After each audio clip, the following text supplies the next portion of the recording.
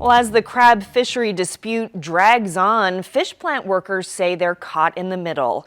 In St. Mary's, about 100 temporary foreign workers from Mexico are ready and waiting to start processing crab, and so are the locals.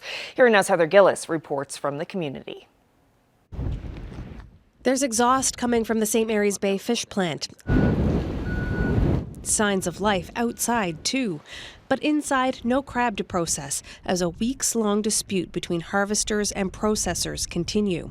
Just hoping to be able to go to work. For plant workers like Shelley Tobin, it means biding time. What does this dispute mean to you? A waiting game. I mean, normally the plant would have been open in April, and here it is going up to the end of May and still nothing. So I'm caught behind a rock and a hard place, wondering if I should pack up and go back to town for work, or hopefully that things will straighten themselves out. Last year, the town celebrated with a motorcade as the plant was granted a license to process crab and fish. Tobin says it was good news for her. With work at home, she wouldn't have to make the hour-and-a-half journey back and forth to St. John's. But now, there's only uncertainty.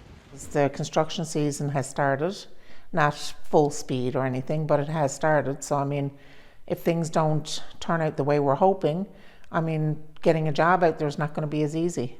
Meanwhile, there are about 100 temporary foreign workers from Mexico in St. Mary's and the surrounding area. And like Shelley Tobin, they're caught in the middle of this crab dispute, waiting to get to work at the processing plant.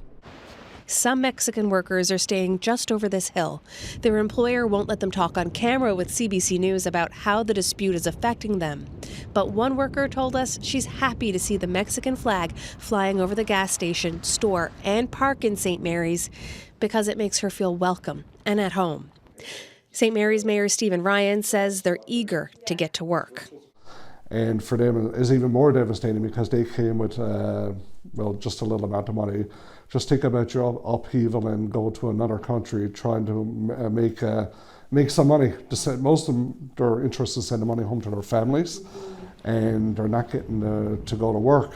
So the goal was to bring them in on one day and have them working within 24 to 48 hours. And while they've been waiting, Ryan says workers have been trying to give back and do a community cleanup. Still, Ryan was hoping the fish plant opening would be a big economic driver for the town of about 300. Instead, he says the crab fishery dispute is a black cloud. It's disheartening, very, very disheartening, because everything's ready to go. We put a lot of time and energy into this, especially myself and most of my councillors. But even if a deal is reached, Shelley Tobin worries it might be too late to salvage the season. Heather Gillis, CBC News, St. Mary's.